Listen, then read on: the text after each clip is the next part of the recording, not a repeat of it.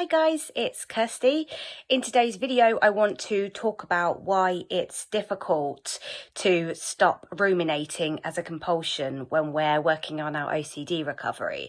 But before we go into that, I want to ask, please do subscribe by clicking on the subscribe button below in order to stay up to date with all the new videos as they're released.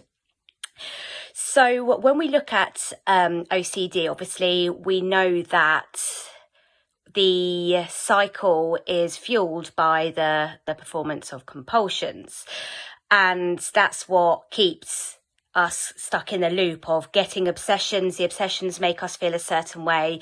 We do compulsions in order to help us feel less anxious or less uncomfortable in whatever way, or to reduce the risk of the whatever the worst case scenario is that's presented in the obsession, reduce the risk of that being real, or trying to prove it wrong, or, find out an exact answer. We perform compulsions.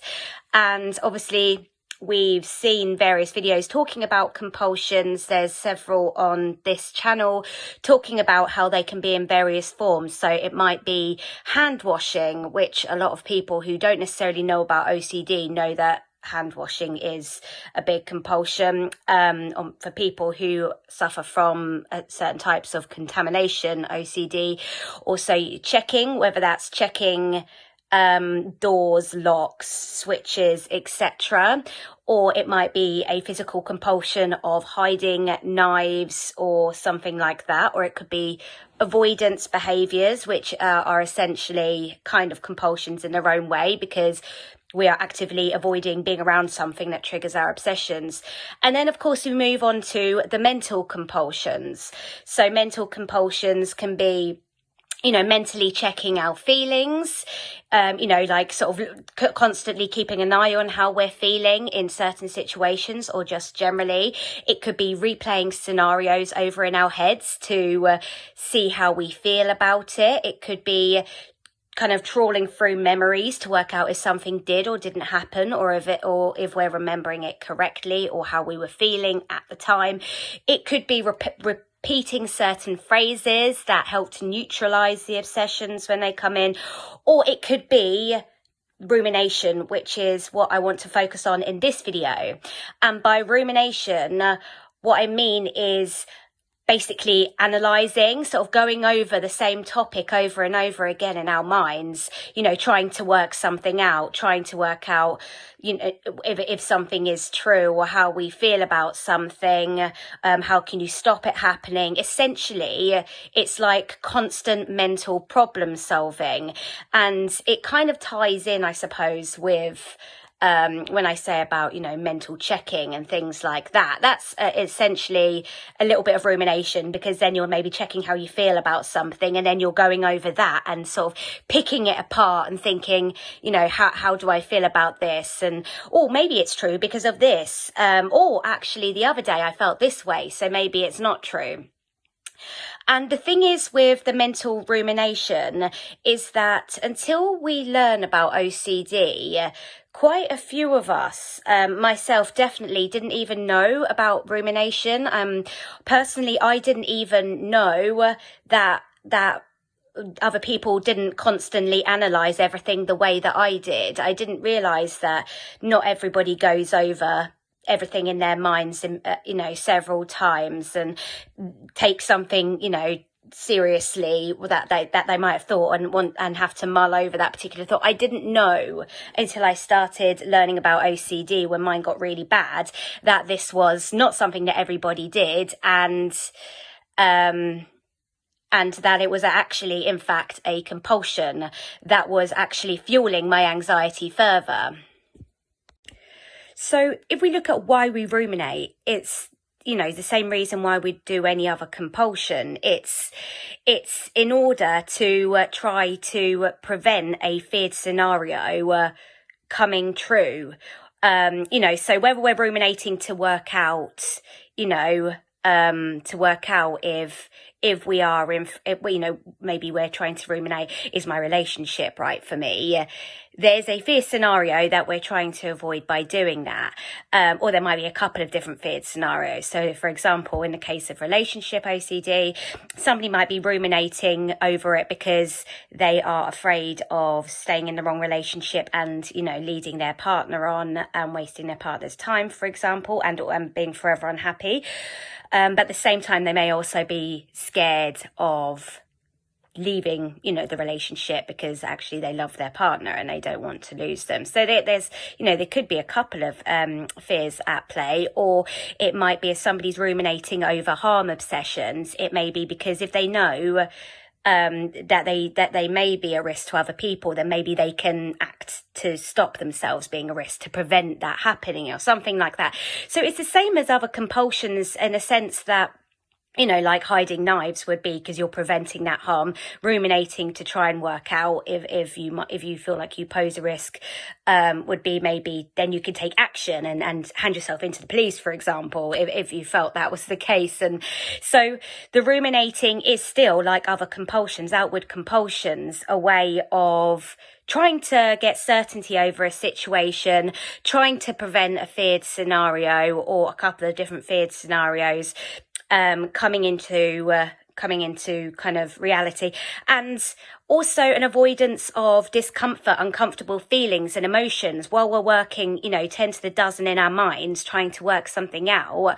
We're not necessarily sitting with the feeling of maybe the feeling in the pit of our stomachs that's actually there or something like that. So, it's a way of, trying to control, a misinformed way of trying to control life or ourselves or something, the same as other compulsions. But the thing is with the ruminating side of OCD is that it's harder to stop. I've noticed for a lot of people, and 100% it was for me. So, with outward compulsions, as hard as they might be to stop, you have control, you can make the choice, if you've done some cognitive work or something like that, or you've done some exposures, you can have the choice perhaps to, not hide the knives, or to not wash your hands, or to not confess to your partner, or to not continuously Google. But what you might find, certainly for me, is once I stopped asking for reassurance, confessing, Googling, avoiding, I was still struggling. I was still having constant intrusive thoughts, and I was still constantly going in my mind. Now, I also found personally for me that I thought I was having intrusive thoughts 24/7. So I would be at work, trying to work, focus on my job. And I would be having what I thought was intrusive thoughts constantly going on in my mind, why am I still having these thoughts about my relationship? Is there something wrong with my relationship? Is there something wrong with me? Am I crazy? Well, I'm not crazy because I'm having these thoughts, so I'm aware of it. But then again, something happened the other day and I did feel like I was not necessarily in control. So maybe in that moment, so this was going on constantly for me. And at the time, I was thinking, well, alongside having all these other thoughts, that it was constant intrusive thoughts. And this is why I started to find it very difficult to kind of label and reattribute and all of that stuff, which I did try to do, because it would have been intrusive thought. Oh, that's an intrusive thought. That's intrusive because it was going on constantly. But what I later found out as I began to learn more about OCD and indeed about rumination and the nature of it is that I wasn't having intrusive thoughts 24/7. I was having intrusive thoughts and then I was constantly ruminating, kind of almost on an automatic loop in my mind. And this was why rumination was hard for me to kind of necessarily cut out. And then I would try and work out, well, what's the intrusive thoughts and what's the rumination? How am I supposed to know? So then I would be ruminating over that. So for me, I started to learn that I was not necessarily, like I say, not having intrusive thoughts 24/7. I was ruminating 24/7. and obviously ruminating in between intrusive thoughts. I was probably not even allowing for another intrusive thought to come in, because I latched straight onto one or feeling or whatever it was, and I'd be constantly ruminating. And it became a source of anxiety for me when I realized how difficult I was finding it to work this out, to work out what was rumination, what was intrusive thoughts, and how do I stop this rumination, because it's just constant and I don't feel like I can control it. So therefore, that for me became another thing to ruminate over. So what I have then since learnt is that the reason I couldn't stop the ruminating was because I was still absolutely petrified of the worst case scenarios, the intrusive thoughts that were coming in. I was petrified of being crazy. I was petrified of losing my partner. I was petrified of being stuck in this uncomfortable anxiety limbo lands kind of feeling forever. I was stuck. I was terrified of never knowing for sure what was the right thing to do. I was stuck. I was afraid of never being able to work out what's intrusive thoughts and what's my rumination and what I can do about it. Terrified of never being able to get better. So I was terrified of lots of things, and because I was terrified of lots of things, I couldn't stop. That my mind was still ruminating, because it was making it still felt like I needed to do this safety behavior, because I still felt like I was in danger. And it wasn't until I started to work on, examining the fears that was keeping me in this cycle, and starting to think more rationally about these fears, that I was able to gain a bit more control over over the ruminating. And I was able to actually make a choice, and that choice came in very, very gradually, I have to say. I mean, I would have to say ruminating is something I still have to keep an eye on now. I could find myself ruminating over a conversation with a mate and then realize that I've been going and I didn't even realize. So it's still something I have to keep an eye on, and I have to, from time to time, just have a think about, is there something irrational here that's driving this urge to ruminate? Not necessarily just OCD related. I'm talking about just, analyzing some things that's happened, just simply a conversation with, so it's something that, ruminating is something that a lot of people do. Even people who don't have mental health conditions ruminate. But I would put money on the fact that it's not something they want to be doing, but they're doing it because they have maybe a belief that thinking about something, analysing something is helpful to them. And that's what those of us who suffer from OCD would maybe believe, that maybe there was a time in our life where we needed to, think about something, and or it helped us. I don't know, but for whatever reason, we have kind of, in a misinformed way, felt that it had beliefs subconsciously, I suppose, that this kind of act of ruminating and chewing the fat constantly in our minds was helpful to us, when in fact, the more we learn about OCD, the more we learn that it's not helpful. So for me, it was examining the fears that were driving my that was keeping me stuck in this rumination loop. So for me, I've spoken about in many videos, is one of my big things that I got very stuck on was ROCD. So then it was really breaking down the fears about, the fears of about losing my partner and things like that, and really breaking it down, saying, okay, is it really the most awful thing that could happen? No. And I won't go into too much detail about breaking down the irrational beliefs and breaking down the fears, because we've got some really good videos on this channel about that kind of thing. So I would recommend taking a look. There's videos by Sadie, Hannah, Oliver, Steve, myself, about how we approach our fears and irrational beliefs and unconditional acceptance. So I would recommend checking those videos out to find more about this. But just so we don't go off topic, what it was is that I needed to work on my beliefs around certain things in order to make the choice to stop the rumination. But as I said, this takes time, and because it the rumination, because it was coming from a place of absolute fear and terror, it had almost kind of become like an automatic thing that was going on. And it wasn't until I had been working on, on recovery for quite some time, and I started to bring down my anxiety levels by changing my irrational beliefs into more rational beliefs, and therefore bringing down the fear levels.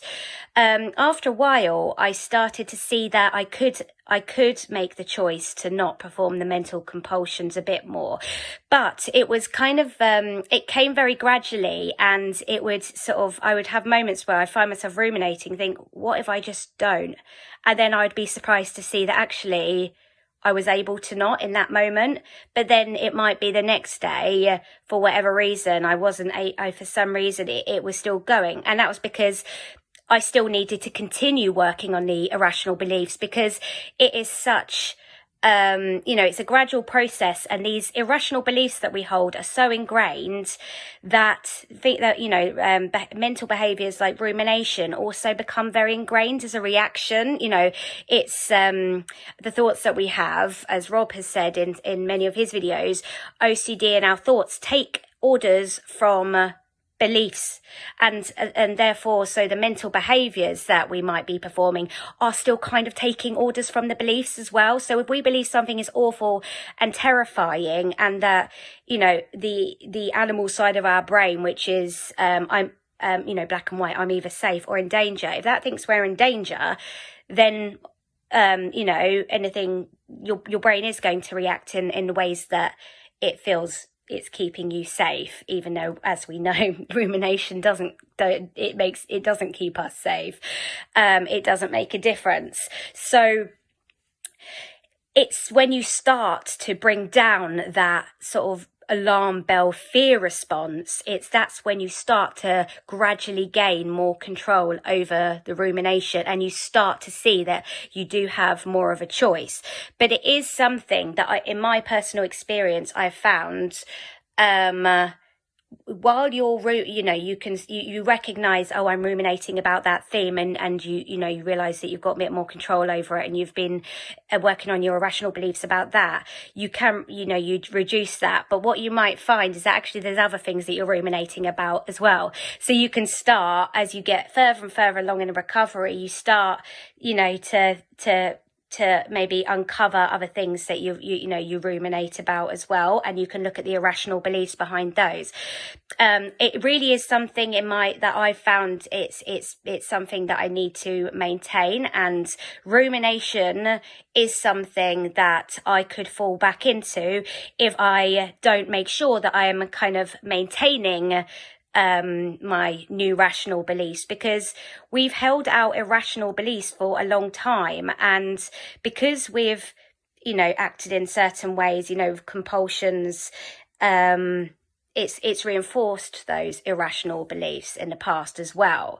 So we still need to work to make sure that we're not reinforcing old irrational beliefs, and in fact we are reinforcing these newer, more flexible, more rational beliefs, where we don't need to be doing avoidances or safety behaviours, whether that's physical or mental. So I hope this video has been helpful in terms of explaining my own experience of rumination, in terms of mixing it up with what's rumination and what's intrusive thoughts. The fact that when we're terrified, it does become a bit of an automatic thing where we go into, it's a bit of an autopilot kind of behavior, and how we can over time start gaining more control over it, and being able to make the choice not to try and work out that problem, because we can accept uncertainty, because we have a new, more rational belief about what we deem to be the worst case scenario. So what we had previously feared becomes something that we strongly don't want to happen, but we don't need to be absolutely terrified if that is the case. So when you can, take the extreme terror and fear out of a scenario, you are better able to accept uncertainty, and therefore it becomes easier to reduce and then gradually stop the ruminating. And of course, once you do that, the intrusive thoughts would be you know, reducing as well, because you're not reinforcing them with the rumination. So I hope it's been helpful to listen to this video, and thank you for watching, and take care. Bye.